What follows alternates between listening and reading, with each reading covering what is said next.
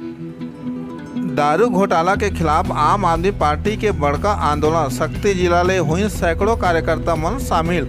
आप मला बता दें कि छत्तीसगढ़ में हुए हजारों करोड़ रुपया के दारू घोटाला ला लेके शक्ति जिला ले आम आदमी पार्टी के सैकड़ों कार्यकर्ता मन राजधानी रायपुर के धरना स्थल बूढ़ा तालाब पहुंचिन।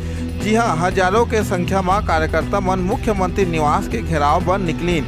ए बेरा पुलिसकर्मी और आम आदमी पार्टी के कार्यकर्ता में झुमा झटकी तक हुई, जेमा कार्यकर्ता मन ला चोट तक आई।